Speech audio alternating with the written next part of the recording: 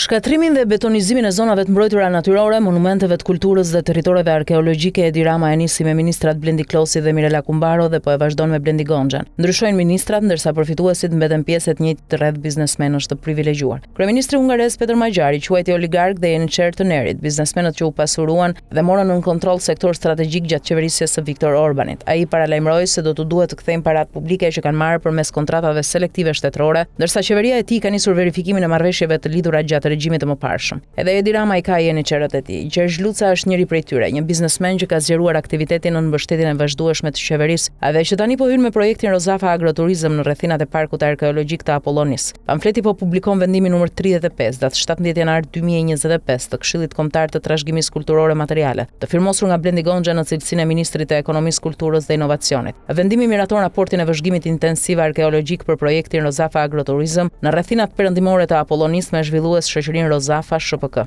Pas kësaj kompanie qëndron Gjergj Luca, biznesmeni i afërt me kryeministrin Edi Rama dhe një prej përfituesve të vazhdueshëm të mbështetjes shtetërore. Projekti parashikon zhvillimin e një kompleksi agroturistik pranë një prej territoreve arkeologjike më të rëndësishme të Shqipërisë. Dokumenti nuk përbën vetë leje ndërtimi, por krijon hallkën institucionale që e çon projektin drejt procedurave të zhvillimit të territorit. Pikërisht për këtë arsye ai merr rëndësi si provë dokumentare e rrugës administrative që institucionet kanë hapur për investimin e Gjergj Lucës në rrethinat e Apollonis. Në vendim Gonxha kërkon që investitori të lidhë një marrëveshje tripalshe me një subjekt të licencuar në arkeologjik. 3 arkeolog duhet të ndjekin çdo ditë punimet, ndërsa Instituti Kombëtar i Trashëgimisë Kulturore duhet të ushtrojë mbikëqyrjen. Pas kësaj faze, Rozafa mund të vijojë procedurën për miratimin e projektit sipas legjislacionit të planifikimit dhe zhvillimit të territorit. Ky formulim ngre pyetjen themelore: pse shteti lejoi nisjen e një projekti privat me ndërtime në një territor me ndjeshmëri arkeologjike dhe më pas përpiqet ta mbrojë zonën duke vendosur arkeolog pranë fadromave? Nëse territori përmban pasuri arkeologjike, institucionet duhet ta ruajnë. Nëse parcela ndodhet jashtë kufive ku ligji ndalon ndërtimin, qeveria duhet publikoj hartën, koordinatat, kategorinë e mbrojtjes dhe çdo akt që e provon këtë. Mbikëqyrja arkeologjike nuk mund të shërbejë si alibi për betonizimin. Këshilli Kombëtar i Territorit dhe Ujit duhet bëj publike çdo leje zhvillimi ose ndërtimi që lidhet me Rozafa Agroturizëm.